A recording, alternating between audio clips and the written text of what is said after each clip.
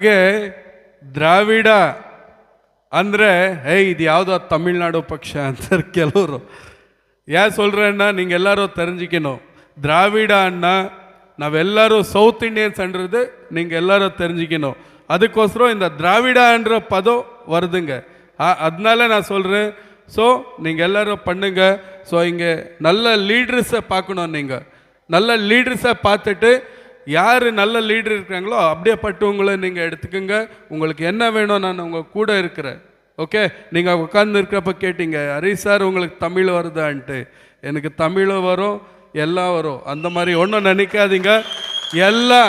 எல்லா லாங்குவேஜும் படிக்கிறேன் நான். தமிழில் நீங்கள் லெட்ரு கொடுத்தாலும் எனக்கு படிக்கிறதுக்கு வருது. ஏன்னா இந்த கோலார் டிஸ்ட்ரிக்டில் உங்களுக்கெல்லாம் தெரியுமோ தெரியாதோ எனக்கு தெரியாது, சாஸ்வத நீராவரி அந்த தண்ணி வேணும்னுட்டு நான் சுமார் ஒரு 5-6 வருஷம் நான் வேலை பண்ணியிருக்குது, ப்ரொட்டஸ்ட் பண்ணியிருக்குது, புட்டுக்கோசி செழுவழி என்ன அதையும் பண்ணியிருக்குது. ஏன்னா நீங்கள் தெரிஞ்சுக்கணும், ஹரிஷ் அவங்க என்ன வெள்ளியாக இருக்கிறாரு வந்துட்டாரு அந்த மாதிரி நினைக்காதீங்க. ஏன்னா ஹரிஷ் அவங்க 24 வருஷம் இந்த சொசைட்டியில் வேலை பண்ணியிருக்குது. ஹரிஷ் அண்ணா உங்களுக்கு தெரியுமா தெரியாதோ, ஒரு மினிஸ்டர் எஜுகேஷன் விஷயத்தில் நம்ம பேச்சு கேட்கலன்னா அவன் வீடை ஒடிக்கிற அந்த தாக்கத் எங்களுக்கு இருக்குது, அந்த தைரியம் எங்களுக்கு இருக்குது. அந்த வேலை நாங்கள் ஆல்ரெடி பண்ணியிருக்கிறோம். இதே லாஸ்ட் காங்கிரஸ் கவர்மெண்ட் இருந்தப்போ அதே எஜுகேஷன் மினிஸ்டர் வீடை கூட அடிச்சிருக்கிறோம். அதை தெரிஞ்சுக்கங்க ஃபஸ்ட்டு. ஸோ அதனால எல்லா ಲ್ಯಾಂಗ್ವೇಜ್ ತಮಿಳಾಗட்டும் ಕನ್ನಡ ಆಗட்டும், ನಾನು ஒரு ಕನ್ನಡ ಹೋರಾಟಗಾರ ಮೊದಲು. ಯಾಕಂದರೆ ಇವಾಗಲೂ ಅಷ್ಟೇ ಕನ್ನಡಕ್ಕೆ ಆದ್ಯತೆ ನಾನು ಯಾವತ್ತೂ ಬಿಟ್ಕೊಡಲ್ಲ. ಹಾಗೆ ತಮಿಳೂ ಒಂದು ಭಾಷೆ, ಅದಕ್ಕೂ ನಾವು ಗೌರವಿಸೋಣ. ಯಾವತ್ತು ತಮಿಳು ಕನ್ನಡ ತೆಲುಗು ಮಲಯಾಳಿ ಅನ್ನೋ ಒಂದು ಭೇದ ಭಾವ ಬೇಡ. ನೀವು ನಿಮ್ಮ ಭಾಷೆಯಲ್ಲಿ ನೀವು ಮಾತಾಡ್ತೀರಾ, ಸಂತೋಷವಾಗಿ ಮಾತಾಡಿ, ನನಗೇನು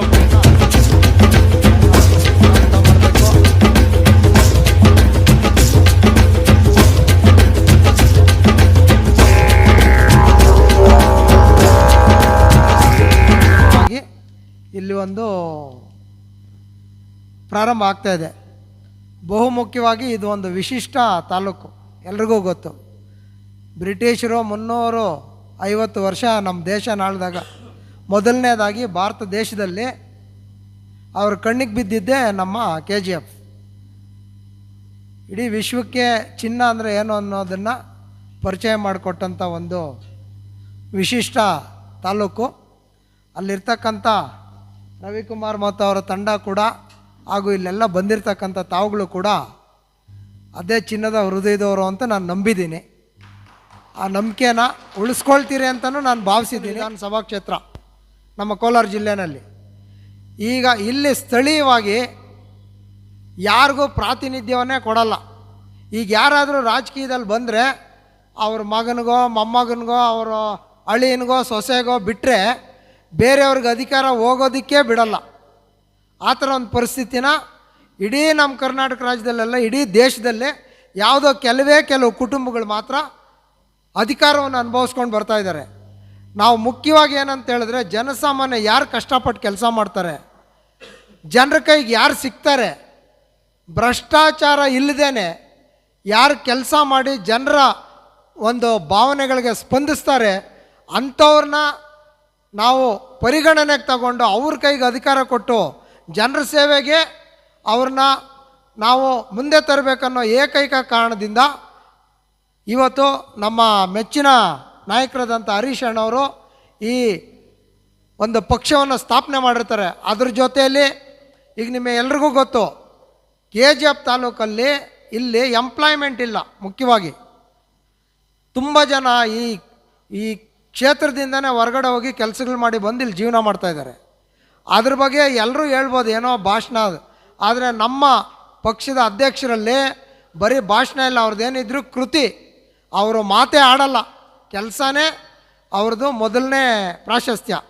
ಮೊದಲನೇದಾಗಿ ಇಲ್ಲಿ ಪ್ರಬುದ್ಧರಾಗಿರುವಂಥ ಎಜುಕೇಷನ್ ಇರುವಂಥ ಒಂದು ಕ್ಷೇತ್ರ. ಹಾಗಾಗಿ ಈ ಒಂದು ಕಾರಣಗಳಿಂದ ಮೊದಲನೇದಾಗಿ ಇಲ್ಲಿಂದಾನೇ ಶುಭಾರಂಭ ಆಗ್ತಾಯಿದೆ. ಕೋಲಾರ ಜಿಲ್ಲೆಯಲ್ಲಿ ಪ್ರಾರಂಭ ಆಗಿರ್ತಕ್ಕಂಥ ಯಾವುದೇ ಒಂದು ವಿಚಾರಗಳು ಒಂದು ತಾರ್ಕಿಕ ಅಂತ್ಯವನ್ನು ಕಾಣುವಂಥ ಒಂದು ಉದಾಹರಣೆಗಳು ತುಂಬಾ ಇದೆ. ಹಾಗಾಗಿ KGF ಜನತೆ ಈಗ ಮುಖ್ಯವಾಗಿ ಒಂದು ನೀವು ಮೊದಲೇ ಒಂದು ತಲೆಯಲ್ಲಿ ಏನು ಇಟ್ಕೊಬೇಕಂದ್ರೆ, ಈಗ ಯಾವುದೂ ಚುನಾವಣೆಗಳಿಲ್ಲ, ನಾವು ಚುನಾವಣೆಗೋಸ್ಕರ ಬಂದಿರೋದೇ ಜನಸೇವೆಗೋಸ್ಕರ. ಇಲ್ಲಿ ಒಂದು ಒಳ್ಳೆ ತಂಡವನ್ನು ಕಟ್ಟಿ ಸಾಧ್ಯವಾದಷ್ಟು ನಿಮಗೆ ಅನುಕೂಲಕರ ವಾತಾವರಣ ನಿರ್ಮಾಣ ಮಾಡೋದು ಒಂದೇ ಒಂದು ಕಾರಣದಿಂದ KGF ಇಂದ ನಾವು ಪ್ರಾರಂಭ ಮಾಡ್ತಾಯಿದ್ದೀವಿ. ಈಗ ನಮ್ಮ ಹರೀಶ್ ಅಣ್ಣವರು ಬೇರೆ ಒಂದು ತುರ್ತು ಹಲವಾರು ಕಾರ್ಯಕ್ರಮಗಳಿದ್ರೂ ಕೂಡ ಇಲ್ಲಿ ನಾವು ಮೊದಲನೇ ಕಾರ್ಯಕ್ರಮ ಆಗಿರೋದನ್ನು ಅವ್ರನ್ನ ತುಂಬ ನಾವು ಕೇಳಿಕೊಂಡು ಈ ಕಾರ್ಯಕ್ರಮಕ್ಕೆ ಆಹ್ವಾನ ಮಾಡಿದ್ವಿ. ರಾಷ್ಟ್ರೀಯ ದ್ರಾವಿಡ ಪ್ರಾದೇಶಿಕ ಪಕ್ಷ ನೂತನವಾಗಿ ಸ್ಥಾಪನೆಯಾಗಿದೆ. ಸೊ ಈ ಪಕ್ಷ ಸ್ಥಾಪನೆ ಆಗಬೇಕಾದ್ರೆ ಅವ್ರದ್ದೇ ಆದಂತಹ ಕೆಲವೊಂದು ಅಜೆಂಡಾಗಳು, ಕೆಲವೊಂದು ಉದ್ದೇಶಗಳನ್ನು ಇಟ್ಕೊಂಡಿರ್ತಾರೆ. ಇದಕ್ಕಿಂತ ಮುಂಚೆ ನಾವು ಇನ್ನೊಂದು ವಿಷಯನ ಚರ್ಚೆ ಮಾಡಬೇಕಾಗಿದೆ. ಏನೆಂದರೆ, ಒಂದು ದೇಶ ಬಲಿಷ್ಠವಾಗಬೇಕಾದ್ರೆ ಆ ದೇಶದ ಆಡಳಿತ ತುಂಬ ಉತ್ತಮವಾಗಿರಬೇಕು, ಬಲಿಷ್ಠವಾಗಿರಬೇಕು. ಆಡಳಿತ ಯಾರು ಮಾಡ್ತಾರೆ? ಅಧಿಕಾರದಲ್ಲಿರ್ತಕ್ಕಂಥ ಪಕ್ಷಗಳು ಹಾಗೂ ವಿರೋಧ ಪಕ್ಷಗಳು. ಈಗ ಇತ್ತೀಚೆಗೆ ನಾವು ಕಾಣ್ತಿರೋದೇನೆಂದರೆ, ಯಾವುದೇ ಒಂದು ಪಕ್ಷದ ಹೆಸರುಗಳನ್ನ ನಾವು ಹೇಳೋದು ಬೇಡ. ಈಗಿರ್ತಕ್ಕಂಥ ಅಧಿಕಾರದ ಪಕ್ಷಗಳಾಗಲಿ ಅಥವಾ ವಿರೋಧ ಪಕ್ಷಗಳಾಗಲಿ ಅಥವಾ ಇನ್ನಿರ್ತಕ್ಕಂಥ ಪ್ರಾದೇಶಿಕ ಪಕ್ಷಗಳಲ್ಲಿ ನಾವು ಇವಾಗ ನೋಡ್ತಾ ಇದ್ವಿ, ನಮ್ಮ ಕಣ್ಣಾರೆ ನೋಡ್ತಾ ಇದ್ವಿ, ನ್ಯೂಸ್ಗಳಲ್ಲಿ ನೋಡ್ತಾ ಇದ್ವಿ, ಏನು ನಡೀತಾ ಇದೆ, ಏನು ಮಾಡ್ತಾಯಿದ್ರಿ ಅಂತೇಳ್ಬಿಟ್ಟು. ಸೊ ಅತಿ ಮುಖ್ಯವಾಗಿ ಇಲ್ಲಿ ನಮ್ಮ ಪಾತ್ರ ತುಂಬ ಇದೆ. ಈ ಜನರು, ಈಗ ಮತದಾರರು ನಾವೇನಿದೆಯೋ ನಮ್ಮ ಪಾತ್ರ ಇದೆ. ಏನಂದರೆ, ಈ ಆಡಳಿತ ಪಕ್ಷಗಳು, ವಿರೋಧ ಪಕ್ಷಗಳು ಮತಗಳನ್ನು ತಗೊಳ್ಳೋದು ಮಾತ್ರ ಅವ್ರಿಗೆ ಗೊತ್ತು. ಯಾವ ರೀತಿ ಏನು ಮಾಡಿದ್ರೆ ಈ ಜನರು ನಮಗೆ ಓಟ್ ಹಾಕ್ತಾರೆ ಅಷ್ಟೇ. ಆ ಟೈಮ್ಗೆ ಚುನಾವಣಾ ಸಂದರ್ಭದಲ್ಲಿ ಈ ಮತದಾರನ ಹೆಂಗೆ ಸೆಳಿಬೇಕು, ಏನು ಕೊಟ್ಟರೆ ಅವ್ರು ಓಟ್ ಹಾಕ್ತಾರೆ. ಓಟ್ ಆದಮೇಲೆ, ಗೆದ್ದ ಮೇಲೆ, ಅಧಿಕಾರಕ್ಕೆ ಬಂದ ಮೇಲೆ ನಾವೇನು ಮಾಡಬೇಕು ಇಷ್ಟೇ. ಅವ್ರು ಥಿಂಕ್ ಮಾಡೋದು ಈ ಮತದಾರರಿಂದ ಓಟ್ಗಳನ್ನು ಪಡೆಯೋವರೆಗೂ ಮಾತ್ರ, ಅಧಿಕಾರಕ್ಕೆ ಬರೋವರೆಗೂ ಮಾತ್ರ ಅಷ್ಟೇ.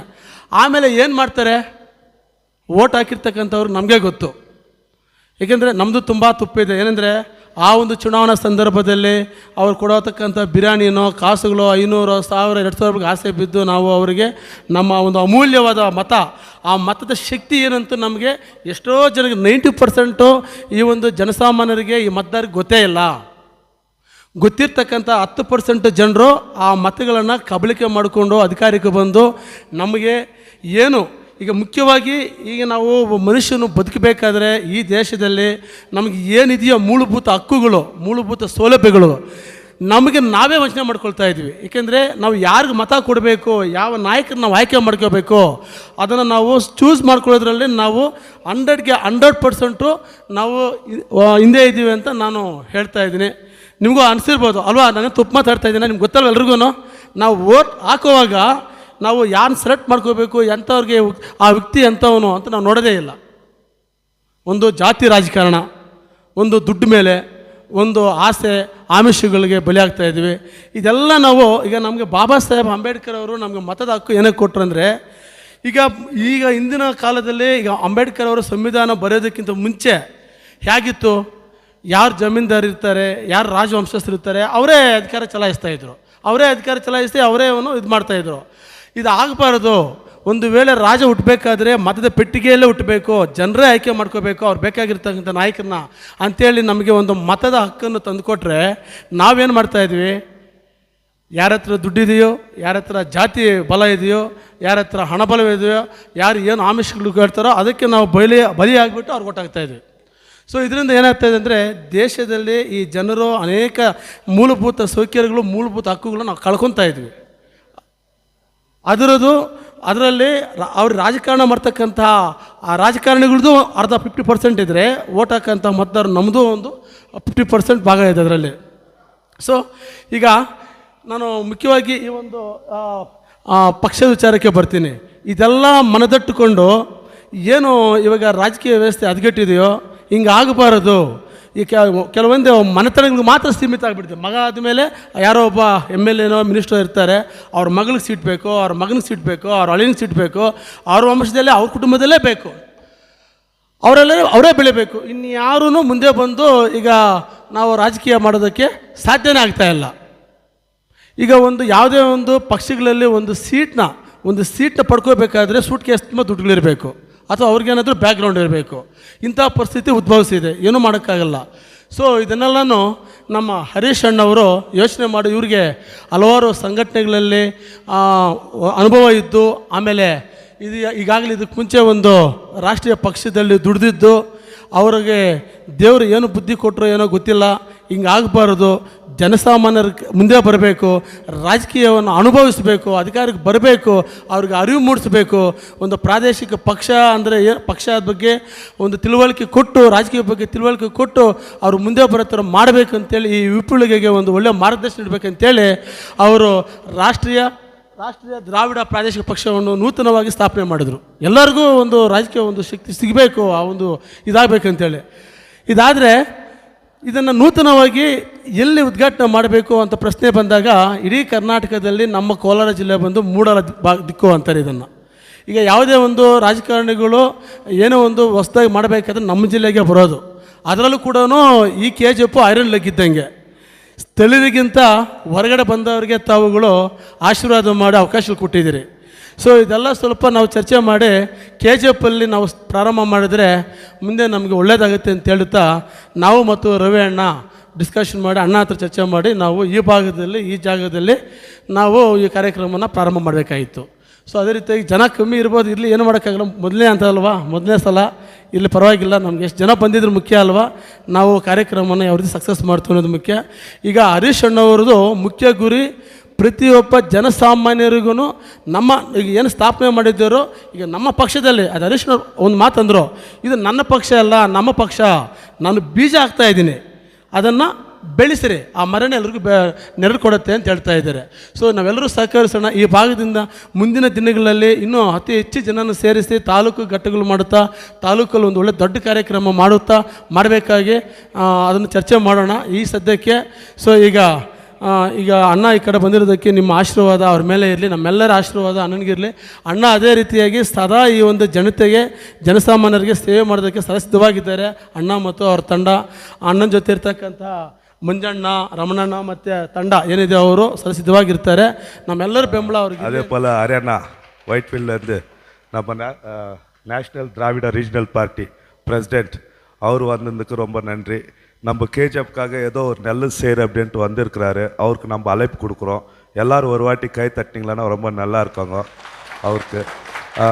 ஹரியானா அது என்ன ஸ்பெஷலானா, உக்காந்துருந்த ஒரு யார்கிட்டவும் ஒரு பிஸ்டேஜ் இல்லாத, கேஷுவலாக என்கிட்ட இவ்வளோ இருக்கா அவ்வளோ இருக்கான்றது இல்லாத, நீ ஏழ்மை நான் பணக்கார இல்லாதன்றது அவர்கிட்ட கிடையாதுங்க. எல்லோரையும் சரிசமமாக உட்கார வச்சு நல்ல காஃபி நல்ல சாப்பாடு இன்னும் அவங்களுக்கு தேவைப்படுதோ அதை கவனிக்கிறவர். இன்னத்துக்கு உங்களுக்கெல்லாம் இதெல்லாம் தேவையில்லாம் வேலை செய்யாதீங்க, சம்பாதிக்கிறது பாருங்க, உங்களுடைய ஃப்யூச்சரை பாருங்க, உங்களுடைய பசங்களுடைய ஃப்யூச்சரை பார்த்துட்டு நல்லா இருங்க.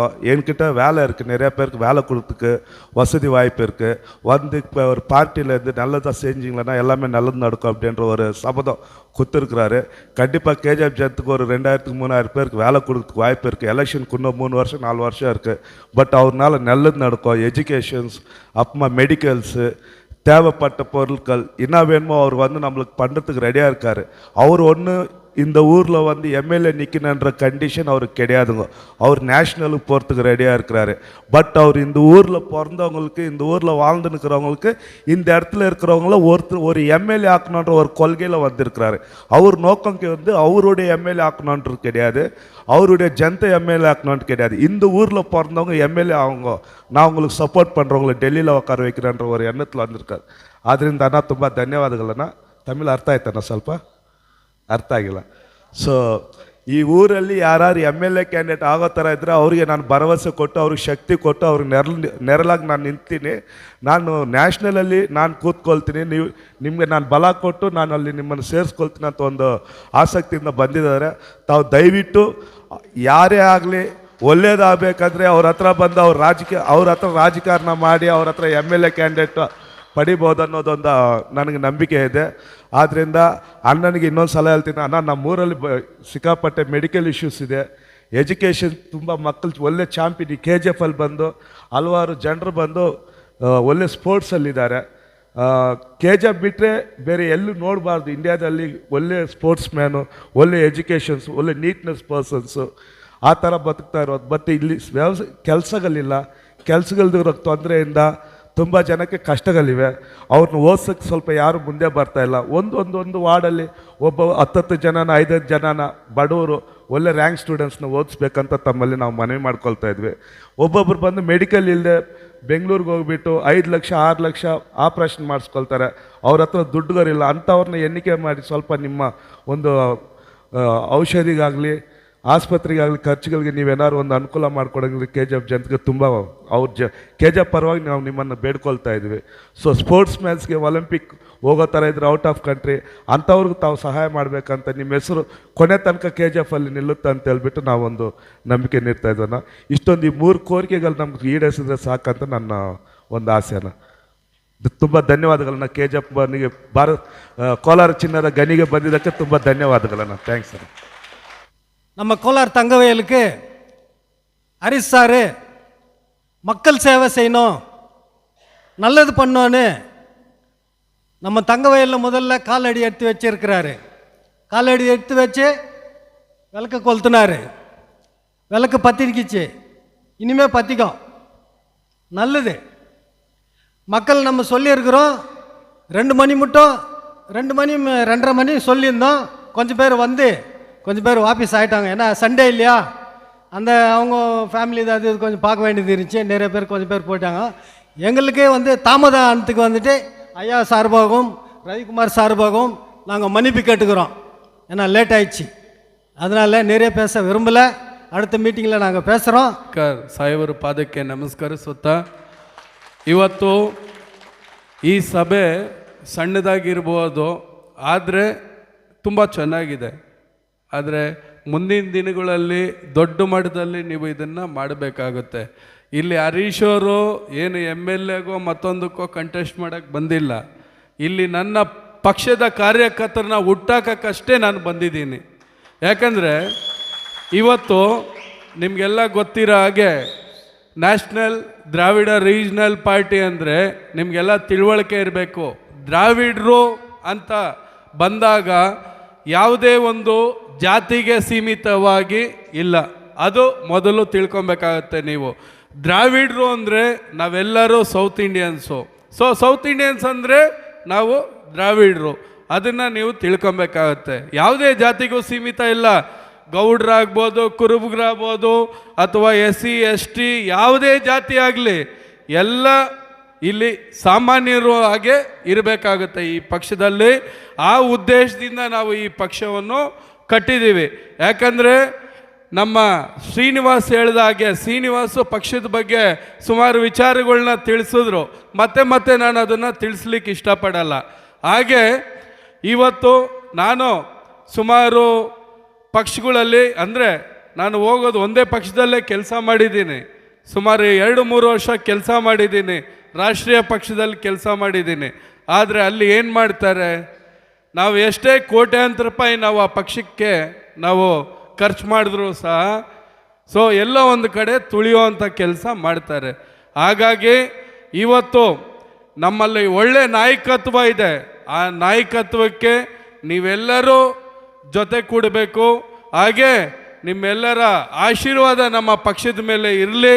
ಮುಂದಿನ ದಿನಗಳಲ್ಲಿ ಇದು ಇವತ್ತು ಒಂದು ಬೀಜ ಹಾಕಿದ್ದೀನಿ ಅಷ್ಟೇ ಈ ಭಾಗದಲ್ಲಿ. ಸೊ ಇದು ಎಮ್ಮರವಾಗಿ ಈ ಒಂದು ಪಕ್ಷ ಬೆಳೆಯುತ್ತೆ ಅಂತ ನಾನು ಹೇಳಲಿಕ್ಕೆ ಇಷ್ಟಪಡ್ತೀನಿ.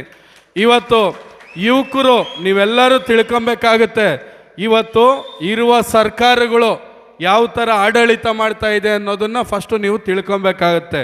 ಯಾಕೆ ಈ ಮಾತು ಹೇಳ್ತಾ ಇದ್ದೀನಿ ಅಂದರೆ, ಇವತ್ತು ಏನು ಅತ್ಯಾಚಾರ ಅಂತ ಬಂದಾಗ ಇವತ್ತು 12ರಿಂದ 14-15 ವಯಸ್ಸು ಮಕ್ಕಳ ಮೇಲೆ ಇವತ್ತು 2.5 ವರ್ಷದಲ್ಲಿ ಸುಮಾರು 10,500 ಅತ್ಯಾಚಾರ ಕೇಸ್ಗಳು ಇದೆ ಇವತ್ತು ಕರ್ನಾಟಕದಲ್ಲಿ. ಅಂದರೆ ಇವತ್ತು ಒಂದು ದಿನಕ್ಕೆ ಒಂದು ಅತ್ಯಾಚಾರ ಆಗ್ತಾ ಇದೆ. ಅದನ್ನು ನೀವು ತಿಳ್ಕೊಬೇಕಾಗುತ್ತೆ. ಹಾಗೆ ಇವತ್ತು ಏನು ರಾಷ್ಟ್ರ ಮಟ್ಟದಲ್ಲಿ ಇವತ್ತು BJP ಆಗ್ಬೋದು, ಸೊ ಅವರು ಏನು ಒಳ್ಳೆ ಆಡಳಿತ ಮಾಡ್ತಾ ಇದ್ದಾರೆ, ಉತ್ತಮವಾದ ಆಡಳಿತ ಮಾಡ್ತಾ ಇದ್ದಾರೆ ಅಂತ ನಾನು ಹೇಳ್ತಾ ಇಲ್ಲ. ಯಾಕಂದರೆ ಅವರು ಇದೇ ರೀತಿ ಮಾಡ್ತಾ ಇದ್ದಾರೆ. ಯಾಕಂದರೆ ಇನ್ನು ಮುಂದಿನ ದಿನಗಳಲ್ಲಿ ನಾವು ಕೆಲವು ವಿಚಾರಗಳ ಬಗ್ಗೆ ಇನ್ನೂ ಚರ್ಚೆ ಮಾಡ್ತೀವಿ. ಯಾಕಂದರೆ ಇವತ್ತು ಇಲ್ಲಿ ಬಂದಾಗ ಪಾಪ ರವಿಕುಮಾರ್ ಕಷ್ಟಪಟ್ಟು ಈ ಕೆಲಸ ಮಾಡಿದ್ದಾರೆ. ಸೊ ರವಿಕುಮಾರ್ಗೆ ಒಂದೇ ನಾನು ಹೇಳೋದು, ನೀನು ಈ ಭಾಗದಲ್ಲಿ ಏನು ಬೇಕಾದರೂ ಮಾಡು, ನಿನಗೇನು ಬೇಕೋ ಸಹಾಯ ಮಾಡ್ತೀನಿ, ನಿನಗೆ ಯಾವತ್ತೂ ನಾನು ಬೆನ್ನೆಲುಬಾಗಿ ನಿನ್ನ ಹಿಂದೆ ನಾನು ಇರೋವಂಥ ಕೆಲಸ ನಾನು ಮಾಡ್ತೀನಿ ಅನ್ನೋದನ್ನು ನಾನು ಹೇಳಲಿಕ್ಕೆ ಇಷ್ಟಪಡ್ತೀನಿ. ಹಾಗಾಗಿ ದಯಮಾಡಿ ಇನ್ನು ಮುಂದಿನ ದಿನಗಳಲ್ಲಿ ಹೆಚ್ಚಿನ ರೀತಿ ನೀವು ಪಕ್ಷದ ಸಂಘಟನೆ ಕಡೆ ನೀವು ಒತ್ತು ಕೊಡಬೇಕು ಅಂತ ಹೇಳ್ತಾ ನನ್ನ 2 ಮಾತನ್ನು ಮುಗಿಸ್ತೀನಿ. ಜೈ ಹಿಂದ್, ಜೈ ಕರ್ನಾಟಕ ಮಾತೆ.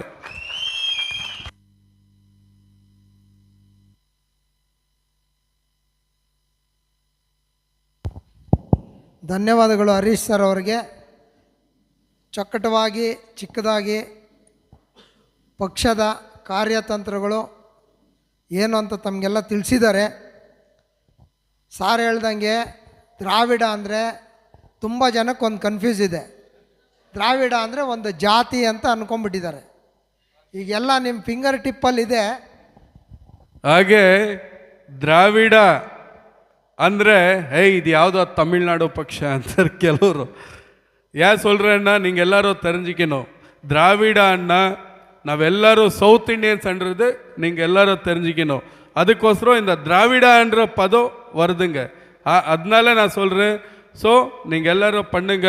ஸோ இங்கே நல்ல லீடர்ஸை பார்க்கணும். நீங்கள் நல்ல லீடர்ஸை பார்த்துட்டு யார் நல்ல லீடர் இருக்கிறாங்களோ அப்படியே பட்டவங்களை நீங்கள் எடுத்துக்கோங்க. உங்களுக்கு என்ன வேணும் நான் உங்கள் கூட இருக்கிறேன். ஓகே, நீங்கள் உட்காந்து இருக்கிறப்ப கேட்டீங்க ஹரிஷ் சார் உங்களுக்கு தமிழ் வருதான்ட்டு. எனக்கு தமிழும் வரும், எல்லாம் வரும். அந்த மாதிரி ஒன்றும் நினைக்காதீங்க. எல்லா லாங்குவேஜும் படிக்கிறேன் நான். தமிழில் நீங்கள் லெட்ரு கொடுத்தாலும் எனக்கு படிக்கிறதுக்கு வருது.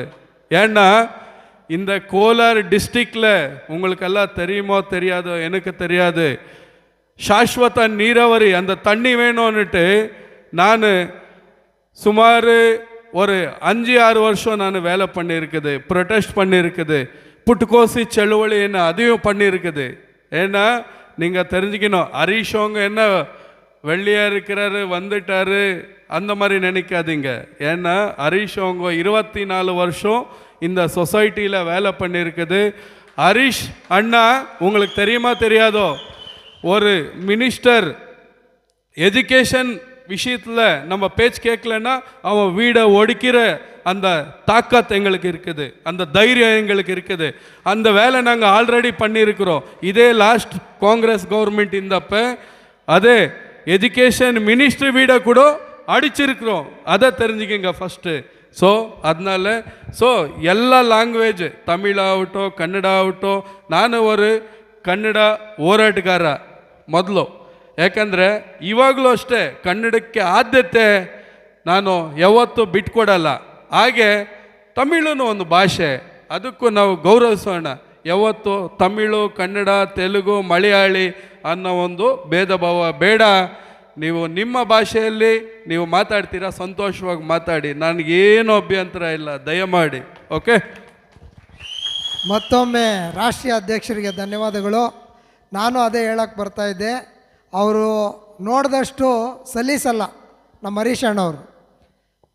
ಪ್ರಬಲವಾದ ಹೋರಾಟಗಾರರು, ಹೋರಾಟದ ಹಿನ್ನೆಲೆಯಿಂದ ಅವ್ರ ನಾಯಕರಾದಂಥವ್ರು. ತುಂಬ ಜನ ಏನು ಮಾಡ್ತಾರೆ, ಒಂದು ಸಂಘ ಸಂಸ್ಥೆ ಸೇರಬೇಕಂದ್ರೆ ಅವ್ರಿಗೇನೋ ಒಂದು ಸಮಸ್ಯೆ ಬಂತು, ಅವ್ರ ಮನೇಲಿ ಒಂದು ತೊಂದರೆ ಆಯಿತು ಅಂದರೆ ಬಂದು ಸಂಘ ಸೇರ್ತಾರೆ.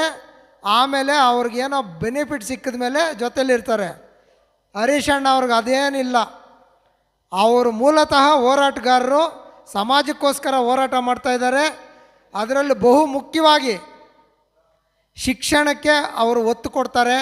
ಅದ್ರ ಪರವಾಗಿ ಪ್ರಬಲವಾದ ಹೋರಾಟಗಳನ್ನು ರೂಪಿಸಿದ್ದಾರೆ. ಅನೇಕ ಬಾರಿ ಜೈಲಿಗೂ ಹೋಗಿ ಬಂದಿದ್ದಾರೆ ಹೋರಾಟಗಳಿಂದ. ಅಂಥ ಒಂದು ಅಮೂಲ್ಯವಾದ ಒಂದು ಘನತೆ ಕಾಪಾಡ್ಕೊಂಡು ಬಂದಂಥ ನಾಯಕರು ನಾವು ನೋಡೋದು ತುಂಬ ಅಪರೂಪ. ಇವತ್ತು ಅಂಥ ಒಂದು ಪುಣ್ಯ ನಮಗೆ ಸಿಕ್ಕಿದೆ. ಅದೇ ರೀತಿ ಇವತ್ತು ದ್ರಾವಿಡ ಅಂದರೆ ಕೇವಲ ಒಂದು ಜಾತಿ ಅಲ್ಲ, ದ್ರಾವಿಡ ಅಂದರೆ ಈ ನೆಲ, ದ್ರಾವಿಡ ನೆಲ, ದಕ್ಷಿಣ ಭಾರತೀಯರನ್ನ ಈ ದೇಶದ ಮೂಲ ನಿವಾಸಿಗಳು ಅಂದರೆ ಇಲ್ಲಿ ಹುಟ್ಟಿ ಬೆಳೆದಂಥವ್ರು, ಈ ದೇಶ ನಮ್ಮದು. ಹಾಗಾಗಿ ಇದು ದ್ರಾವಿಡ ಉತ್ಕಲ ವಂಗ, ಇವತ್ತು ನಮ್ಮ ರಾಷ್ಟ್ರಗೀತೆನಲ್ಲೂ ಬರೆದಿದ್ದಾರೆ, ಇದು ದ್ರಾವಿಡನಲ್ಲ, ನಾವೆಲ್ಲ ದ್ರಾವಿಡ್ರೆ, ಅದಕ್ಕೆ ಜಾತಿ ಮತ ಭೇದ ಏನಿಲ್ಲ. ದಕ್ಷಿಣ ರಾಷ್ಟ್ರಗೀತೆ ಗೊತ್ತಿಲ್ಲ ಅಂದರೆ ಹೆಂಗೆ ಸರ್? ಜನಗಣ ಮನ ಅದನ್ನು ಹೇಳ್ಬಾರ್ದು ಸರ್, ಅದು ಹೇಳಿದ್ರೆ ಆಡ್ಬಿಡ್ಬೇಕು. ಅದನ್ನು ಗೂಗಲ್ ಮಾಡ್ಕೊಳ್ರಿ ಅಂತ ಹೇಳೋಕ್ಕೆ ಬಂದೆ ಅವ್ರಿಗೆ. ನಿಮ್ಮ ಫಿಂಗರ್ ಟಿಪ್ಪಲ್ಲಿರುತ್ತೆ ದ್ರಾವಿಡ ಅಂದರೆ ಏನಂತ ನೋಡಿ. ಈಗ ಮುಖ್ಯವಾಗಿ ನಮ್ಮದು ಕನ್ನಡ, ತಮಿಳು, ತೆಲುಗು, ಮಲಯಾಳಂ ಬಂದು ದ್ರಾವಿಡ ಭಾಷೆಗಳು. ಈ ಭಾಷೆಗಳಿಂದನೇ ಬೇರೆ ಎಲ್ಲ ಭಾಷೆ ಹುಟ್ಟಿರೋದು ಅಂತ ವೈಜ್ಞಾನಿಕವಾಗಿ ನಮ್ಮ ಹತ್ರ ದಾಖಲೆಗಳಿದ್ದಾವೆ. ಹಾಗಾಗಿ ನೋಡಿ, ಇವತ್ತು ಈ ಪಕ್ಷ ಹುಟ್ಟೋದಕ್ಕೆ ಮೊದಲನೇ ಕಾರಣ ನಮ್ಮ ಸಾರವರು ದ್ರಾವಿಡರು ಇವತ್ತುವರೆಗೂ ದಕ್ಷಿಣ ಭಾರತೀಯರು ದೇವೇಗೌಡ, ಪಿ ವಿ ನರಸಿಂಹರಾವ್ ಬಿಟ್ಟ ಮೇಲೆ ಒಬ್ಬರು ಪ್ರಧಾನಮಂತ್ರಿ ಆಗೋಕ್ಕಾಗಿಲ್ಲ. ಇಲ್ಲಿ ಆಳ ಸರ್ಕಾರಗಳು ಹೇಳ್ತಾರೆ, ಏನು ಬೇಕಾದರೂ ಹೋಗಿ ಕೇಂದ್ರದ ಸರ್ಕಾರದ ಹತ್ರ ಕೈ ಚಾಚ್ತಾರೆ. ಈ ಥರ ಟೇಬಲ್ ಗುದ್ದಿ ತಗೊಂಡು ಬರೋಂಥ ತಾಕತ್ತು ನಾಯಕರಿಗೂ ಇಲ್ಲ. ಇದನ್ನು ಖಡಾಖಂಡಿತವಾಗಿ ಹೇಳ್ಬೋದು. ಭಿಕ್ಷೆ ಬೇಡ್ದಂಗೆ ಬೇಡ್ತಾರೆ. ಇಡೀ ಕರ್ನಾಟಕದಲ್ಲಿ ಹೈಯೆಸ್ಟ್ ರೆವಿನ್ಯೂ ಇಂಡಿಯಾನಲ್ಲಿ, ಭಾರತ ದೇಶದಲ್ಲಿ ಅತಿ ಹೆಚ್ಚು ಟ್ಯಾಕ್ಸ್ ಕಟ್ಟುವಂಥ ಒಂದು ರಾಜ್ಯ ಅಂದರೆ ಕರ್ನಾಟಕ. ಆದರೆ ಈ ರಾಜ್ಯಕ್ಕೆ ಯಾವಾಗಲೂ ಮೋಸನೇ.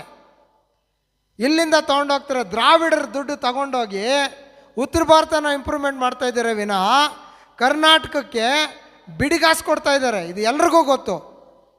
ಹಾಗಾಗಿ ಜನಸಾಮಾನ್ಯನ ಕೈಗೆ ಒಂದು ಅಧಿಕಾರ ಬರಬೇಕು ಅನ್ನೋದು ಮೊದಲನೇ ಅಜೆಂಡಾ ನಮ್ಮದು. ದ್ರಾವಿಡ ಪಕ್ಷ ಏನಿದೆ ನಮ್ಮದು, ಇಡೀ ರಾಷ್ಟ್ರದಲ್ಲೇ ಇದನ್ನು ಪ್ರಾರಂಭ ಮಾಡಬೇಕು. ಇವತ್ತು KGF ಕೂಗು ಹಾಕಿದ್ರೆ ಕಾಶ್ಮೀರಕ್ಕೆ ಕೇಳಿಸ್ಬೇಕು. ಇದನ್ನು ನೆನ್ಪಿಟ್ಕೊಳ್ರಿ. ಇವತ್ತು KGF ಚಿನ್ನ ಇಡೀ ಪ್ರಪಂಚದಲ್ಲಿ ಸುತ್ತಾ ಇದೆ. ಅದೇ ರೀತಿ KGF ಪ್ರಾರಂಭ ಮಾಡಿದಂಥ ನಮ್ಮ NDRP ಪಕ್ಷ ಇಡೀ ಭಾರತ ದೇಶದಲ್ಲಿ ಇವತ್ತೆಲ್ಲ ನಾಳೆ ಸದ್ದು ಮಾಡೇ ಮಾಡುತ್ತೆ ಅಂತ ನಾವು ಖಡಾಖಂಡಿತವಾಗಿ ಹೇಳ್ಬೋದು. ಮೊದಲನೇದಾಗಿ ಎಷ್ಟು ಕಠಿಣವಾಗಿ ನಿರ್ಧಾರಗಳು ತಗೊಳ್ತಾರೋ ನಮ್ಮ ನಾಯಕರು, ಹರೀಶ್ ಅಣ್ಣವರು ಅಷ್ಟೇ ಹೃದಯವಂತರು, ತಾಯಿ ಹೃದಯ ಅವ್ರದ್ದು. ನಾವೇನು ಅವ್ರ ಹತ್ರ ಕಷ್ಟ ಹೇಳ್ಕೊಳ್ಳೋ ಅವಶ್ಯಕತೆನೇ ಇಲ್ಲ. ಇವಾಗ ನನಗೇ ಇರಲಿ, ಅವ್ರು ಫೋನ್ ಮಾಡಿ ಹಲೋ ಅಂದಿದ ತಕ್ಷಣ ಏನೋ ನೀವು ಒಂದು ತೊಂದರೆಯಲ್ಲಿರೋಂಗಿದೆ, ಏನಾಯಿತು ಬನ್ನಿ ನಾನು ನೋಡಿ ಅಂತಾರೆ. ಇಂಥ ನಾಯಕರನ್ನ ನಾವು ನೋಡೇ ಇಲ್ಲ. ನಾವು ಹಲವಾರು ಪಕ್ಷಗಳಿಗೆ ಕೊನೆ 2 ಎಲೆಕ್ಷನಲ್ಲಿ ನಾನು ಕೆಲವರು ಜೊತೆ KGF ಎಲ್ಲ ಸುತ್ತಾಡಿದ್ದೀನಿ. ಆದರೆ ಇಲ್ಲಿರೋ ಜನ ಒಂದು ಒಳ್ಳೆತನಕ್ಕೆ ಬೆಲೆ ಕೊಡ್ತಾರೆ. ಯಾರು ಏನಾದರೂ ಹೇಳಿದಾಗ ಅದನ್ನು ನಂಬ್ತಾರೆ. ಆದರೆ ಯಾವಾಗಲೂ ಜನಗಳೇ ಮೋಸ ಹೋಗ್ತಾ ಇದ್ದಾರೆ. ಇನ್ಮೇಲಾದರೂ ಅದನ್ನು ಆಗಕ್ಕೆ ಬಿಡಬೇಡಿ. ಈಗ ನಮ್ಮ ನಾಯಕರ ಬಗ್ಗೆ ನಾವು ಗ್ಯಾರಂಟಿ ಕೊಡ್ಬೋದು. ಬೇರೆಯವರೆಲ್ಲ ಎಲೆಕ್ಷನ್, ಈಗ ಚುನಾವಣೆ ಸಮಯಗಳಲ್ಲಿ ಬರ್ತಾರೆ, ಏನೋ ಒಂದು ನಿಮ್ಗೆ ಹೇಳ್ತಾರೆ. ಚುನಾವಣೆ ಆದಾಗ ಮತ್ತೆ ಚುನಾವಣೆಗೆ ನಿಮ್ಮನ್ನು ಅವ್ರು ಬಂದು ಭೇಟಿ ಮಾಡೋದು. ಇವರು ನಿರಂತರವಾಗಿ ನನ್ನನ್ನು ಸೇರಿದಂತೆ ನಮ್ಮ NDRP ತಂಡ ಏನಿದೆ ಸದಾ ನಿಮ್ಮ ಜೊತೇಲಿ ಇರ್ತೀವಿ. ಅತಿ ಶೀಘ್ರದಲ್ಲೇ ನಾವು ಸದಸ್ಯತ್ವ ನೋಂದಣಿ ಪ್ರಾರಂಭ ಮಾಡ್ತೀವಿ. ಅದರಲ್ಲೊಂದು ಹೆಲ್ಪ್ಲೈನ್ನ ನಿಮಗೆ ಕೊಟ್ಟಿರ್ತೀವಿ, ಒಂದು ಮೇಲ್ ID ಕೊಟ್ಟಿರ್ತೀವಿ. ನಿಮ್ಮ ಏನೇ ಸಮಸ್ಯೆಗಳಿದ್ರೂ ಕಾಲ್ ಮಾಡ್ಬೋದು, ಟೋಲ್ ಫ್ರೀ ನಂಬರ್ ಕೊಡ್ತೀವಿ. ಹಾಗೂ ನಮಗೆ ಮೇಲ್ ಮಾಡ್ಬೋದು. ಅದನ್ನು ಕೂಡಲೇ ನಿಮಗೆ ರಿಪ್ಲೈ ಮಾಡೋಂಥ, ಸಮಸ್ಯೆಯನ್ನು ಪರಿಹಾರ ಮಾಡೋಂಥ ಒಂದು ಸಿಸ್ಟಮ್ನ ಇವತ್ತು ತರೋದಕ್ಕೆಲ್ಲ ನಮ್ಮ ನಾಯಕರು ಅದನ್ನು ರೆಡಿ ಮಾಡಿ ಇಟ್ಟಿದ್ದಾರೆ. ಕೆಲವೇ ದಿನಗಳಲ್ಲಿ ಇದೆಲ್ಲ ಪ್ರಾರಂಭ ಆಗುತ್ತೆ. ಇದನ್ನೆಲ್ಲ ನಿಮಗೆ ಮಾಹಿತಿ ಕೊಡೋಕ್ಕಂತಲೇ ನಾವು ಬಂದಿದ್ದು. ಸಾರ್ ಹೇಳ್ದಂಗೆ ಇದು ಚೊಕ್ಕದಾಗಿ ಇವತ್ತು ಪ್ರಾರಂಭ ಆಗಿದೆ. ಬೇರು ಎಷ್ಟು ಕೆಳಗಡೆ ಹೋಗುತ್ತೋ ಮರ ಅಷ್ಟು ಗಟ್ಟಿಯಾಗಿರುತ್ತೆ. ದಯಮಾಡಿ ಎಲ್ಲರೂ ನೀವು ನಿಮ್ಮ ಸ್ನೇಹಿತರು, ನಿಮ್ಮ ಕುಟುಂಬ ಪರಿವಾರದವ್ರಿಗೆ ಈ ಪಕ್ಷದ ಬಗ್ಗೆ ದಯಮಾಡಿ ತಿಳಿಸ್ಕೊಡಿ. ಇಂಥ ನಾಯಕರು ಬಹುಶಃ ನಮಗೆ ಸಿಗೋದು ಕಷ್ಟನೇ. ಇಂಥವ್ರನ್ನ ಬಳಕೆ ಮಾಡ್ಕೊಳ್ಳಿ. ಆದರೆ ಅವರಿಲ್ಲಿ ಚುನಾವಣೆ ನಿಲ್ಲಕ್ಕೆ ಬಂದಿಲ್ಲ. ಇದು ರಿಸರ್ವ್ಡ್ ಕಾನ್ಸ್ಟಿಟ್ಯೂನ್ಸಿ. ಸಾರು ಜನರಲ್ಗೆ ಬರ್ತಾರೆ. ಹಾಗಾಗಿ ಇಲ್ಲೇನು ಅವರು ಚುನಾವಣೆಗೋಸ್ಕರ ಬಂದಿಲ್ಲ, ಜನಗಳಿಗೋಸ್ಕರ ಬಂದಿದ್ದಾರೆ. ಅವ್ರು ಯಾವಾಗಲೂ ಜನಗಳಿಗೋಸ್ಕರ ಇರ್ತಾರೆ. ದಯಮಾಡಿ ಎಲ್ಲರೂ ನಮ್ಮ NDRP ಪಕ್ಷನ ಬೆಂಬಲಿಸಬೇಕು ಅಂತ ಈ ಮೂಲಕ ನಾನು ಕೇಳ್ಕೊಳ್ತೀನಿ. ನಮ್ಮ ರಾಜ್ಯ ಮುಖಂಡರು ಸೈಯದ್ ಮಿನಾಜ್ ಸಾರು ಒಂದೆರಡು ಮಾತಾಡಬೇಕು ಅಂತ ನಾನು ಅವ್ರನ್ನ ಕರೆ ಮಾಡ್ತಾಯಿದ್ದೀನಿ. ದಯಮಾಡಿ ಮಿನಾಜ್ ಸರ್ 2 ಮಾತಾಡಬೇಕು. ಅಲ್ಲೇ ನಿಂತ್ಕೊಂಡ್ಬಿಡಿ. ಡಾಕ್ಟರ್ ಬಿ ಆರ್ ಅಂಬೇಡ್ಕರ್ ಸಾಹೇಬರು ನಮಸ್ಕರಿಸ್ತಾ ಎರಡು ಮಾತನ್ನು ಶುರು ಹೇಳಬೇಕಂತ ಬಯಸ್ತೀನಿ. ಹೇಳೋದಕ್ಕೆ ಜಾಸ್ತಿ ಏನಿಲ್ಲ, ಎಲ್ಲ ನಮ್ಮ ಸ್ನೇಹಿತರುಗಳೆಲ್ಲ ಹೇಳಿದ್ದಾರೆ. ಆದಷ್ಟು ಏನೇನು ಹೇಳಬೇಕು ಪ್ರತಿಯೊಂದು ಹೇಳಿದ್ದಾರೆ. ಮುಖ್ಯವಾಗಿ ಏನಂದರೆ ನ್ಯಾಷನಲ್ ದ್ರಾವಿಡ ರೀಜನಲ್ ಪಾರ್ಟಿ ಇವತ್ತು ರಾಜ್ಯ ಮಟ್ಟದಿಂದ ಶುರುವಾಗ್ತಿದೆ. ಆದರೆ ಒಂದು ದಿವಸ ಇದು 100% ಇದು ರಾಷ್ಟ್ರದಲ್ಲೂ ಕೂಡ ಸದ್ದು ಮಾಡ್ತದೆ, ಅದರಲ್ಲಿ ಬೇರೆ ಮಾತೇ ಇಲ್ಲ. ಮತ್ತು ನಮ್ಮ ಹರೀಶಣ್ಣನ ಬಗ್ಗೆ ನಿಮಗೆ ಜಾಸ್ತಿ ಗೊತ್ತಿಲ್ಲ. ನಾನು ಅವ್ರ ಜೊತೆ 15ರಿಂದ 20 ವರ್ಷ ಅವ್ರ ಜೊತೆ ಇದ್ದಂಥ ವ್ಯಕ್ತಿ ನಾನು. ಅವರು ಗ್ರೌಂಡ್ ಲೆವೆಲಿಂದ ಹೋರಾಟದ ಮೂಲಕವಾಗಿಯೇ ಇವತ್ತವರೆಗೂ ಮುಂದೆ ಬಂದಿರೋಂಥವ್ರು. ಅವ್ರ ಜೊತೆಯಲ್ಲಿ ಅನೇಕ ಬಾರಿ ನಾವು ಜೈಲ್ಗಳಿಗೆ ಹೋಗಿದ್ದೀವಿ. ಈವನ್ ಅವ್ರು ಹೇಳಿದ್ರಲ್ಲ, ಶಿಕ್ಷಣ ಸಚಿವರು ತನ್ವೀರ್ ಸೇಠ್ ಅವ್ರ ಮನೆಗೂ ಸಹ ಅವತ್ತು ಮುದ್ಗೆ ಆಗಿದಾಗ ನಾನು ಸಹ ಅವ್ರ ಜೊತೆಯಲ್ಲಿದ್ದೆ. ನಾನು ಆ ಕೇಸಲ್ಲಿ ಆಗಿ ಜೈಲಿಗೆ ಹೋದೆ. ಆ ಥರ ಯಾವತ್ತು ಶಿಕ್ಷಣಕ್ಕೆ ಹಲವಾರು ಬಾರಿ ಅವ್ರಿಗೆ ಮನವಿಗಳು ಕೊಟ್ವಿ. ಯಾವತ್ತು ಅವ್ರ ಮನವಿಗಳು ಸ್ವೀಕರಿಸ್ದಿರಾ ಅದನ್ನು ಕೇರೆ ಮಾಡಿದಾಗ ಅವ್ರ ಮನೆ ಸಹ ಧ್ವಂಸ ಮಾಡೋವಂಥ ಕೆಲಸ ಸಹ ಮಾಡಿದ್ರು. ಇದೇ ಅಲ್ಲ, ಹಲವಾರು ನಮ್ಮ ಕನ್ನಡ ಪರ ಸಂಘಟನೆಗಳಲ್ಲಿ ಸುಮಾರು ಯಾರೋ ಮಾಡಿಲ್ಲ, ಆದರೆ ಹರೀಶ್ ಅಣ್ಣ ಅದನ್ನು ಮಾಡಿದ್ದಾರೆ. ನಮ್ಮ ಸಂಸ್ಕೃತಿ ವಿಚಾರವಾಗಿರಬೇಕು. ಸನ್ನಿ ಲಿಯೋನ್ ಅಂತ ಒಂದು ಆ್ಯಕ್ಟ್ರ್ ಇದ್ದರು, ಅವರು ನಮ್ಮ ರಾಜ್ಯಕ್ಕೆ ಬರೆದಿರಂಗೆ ಮಾಡಿದ್ದು ಕೂಡ ಹರೀಶ್ ಅಣ್ಣನೇ ಅಂತ ಹೇಳ್ತೀನಿ. ಇವತ್ತು ಸಂದರ್ಭದಲ್ಲಿ ಹಲವಾರು ಹೋರಾಟಗಳನ್ನು ಮಾಡಿದ್ದಾರೆ. ಇದೇ ರೀತಿ ಇವತ್ತು ನಮಗೇನಾಗಿದೆ ಅಂದರೆ, ನಮ್ಮ ಸ್ನೇಹಿತರು ಹೇಳಂಗೆ ಬೇರೆ ಕುಟುಂಬ ರಾಜಕಾರಣ ಆಗ್ತಿದೆ. ಕುಟುಂಬ ರಾಜಕಾರಣ, ಅಪ್ಪ ಅವ್ರ ಮಗ, ನಾಳೆ ಮೊಮ್ಮಗ ಅವರೇ ಬೆಳಿಬೇಕು, ಇನ್ಯಾರೂ ಬೆಳೆಯೋಂಗಿಲ್ಲ. ಆ ಸಿಸ್ಟಮ್ನ ಚೇಂಜ್ ಮಾಡಬೇಕು. ಪ್ರತಿಯೊಬ್ಬರು ಆ ಊರಿಗೆ ಯಾರು ಸರಿಯಾದ ಅಭ್ಯರ್ಥಿ ಇರ್ತಾರೆ ಅವ್ರನ್ನ ಮುಂದೆ ತೊಗೊಂಡು ಬರಬೇಕು. ಆ ಊರಿಗೆ, ಆ ಜಿಲ್ಲೆಗೋಸ್ಕರ ಏನಾದ್ರು ಒಂದು ಒಳ್ಳೆ ಕೆಲಸ ಆಗಬೇಕು ಅನ್ನೋ ಉದ್ದೇಶ ಅಣ್ಣದಷ್ಟೇ. ಇವತ್ತು ಆ ಸ್ಟಾರ್ಟಪ್ಪನ್ನು KGF ಇಂದ ಮಾಡೋ ಮುಖಾಂತರ ಇವತ್ತು NDRP ಪಕ್ಷದ ಚಾಲನೆಯನ್ನು ಇವತ್ತು KGF ಇಂದ ಮಾಡ್ತಿದ್ದಾರೆ. ಮುಂದಿನ ದಿನಗಳಲ್ಲಿ ಇಲ್ಲಿ ನಮ್ಮ ಸ್ನೇಹಿತರು ಏನು ಇವತ್ತು ಕೋಲಾರ ಜಿಲ್ಲಾ ಅಧ್ಯಕ್ಷರಾಗಿದ್ದಾರೆ, ರವಿಕುಮಾರ್ ಅಂತ ಕೋಲಾರ ಜಿಲ್ಲಾ ಅಧ್ಯಕ್ಷರಾಗಿದ್ದಾರೆ. ಇವರು ಈ ಭಾಗದಲ್ಲಿ ತುಂಬ ಒಳ್ಳೆ ಕೆಲಸ ಮಾಡುತ್ತಾರಂತ ಅಂದ್ಕೊಂಡಿದ್ದೀವಿ. ಮತ್ತು ಇಲ್ಲಿ ಬಿಮಲಲ್ಲಿ ಸುಮಾರು ಕಾರ್ಮಿಕರಿಗೆ ಪರ್ಮನೆಂಟ್ ಕೆಲಸ ಇಲ್ಲ ಅಂತ ನಮಗೆ ಕೇಳ್ಪಟ್ಟಿದೆ. ಅದಕ್ಕೋಸ್ಕರ ಇವರು ಹೋರಾಡ್ತಾರೆ. KGF ಜನಕ್ಕೆ ಪ್ರತಿಯೊಂದು ಏನೇ ಆಗಿರಲಿ ಸಮಸ್ಯೆಗಳಿಗೆ ಇವರು ರವಿಕುಮಾರ್ ಅವರು ಮುಂದೆ ಬರ್ತಾರಂತ ಆಶೆ ಇದೆ. ಇದೇ ರೀತಿ NDRPನೂ ಸಹ ಈ ಭಾಗದಲ್ಲಿ ಬೆಳೆಸ್ತಾರೆ ಅಂತ ಹೇಳ್ಬಿಟ್ಟು ತುಂಬಾ ಆಶ್ವಾಸನೆ ಇಟ್ಕೊಂಡಿದ್ದೀವಿ. ಈ ನನಗೊಂದೆರಡು ಮಾತಾಡೋಕ್ಕೆ ಅವಕಾಶ ಕೊಟ್ಟಿದ್ದೆಲ್ಲರಿಗೂ ಧನ್ಯವಾದಗಳು. ಥ್ಯಾಂಕ್ಸ್. ನಮ್ಮ NDRP ರಾಷ್ಟ್ರೀಯ ಅಧ್ಯಕ್ಷರಾದಂತಹ ಹರೀಶ್ ಅಣ್ಣವರಿಗೆ ಸನ್ಮಾನ ಮಾಡೋ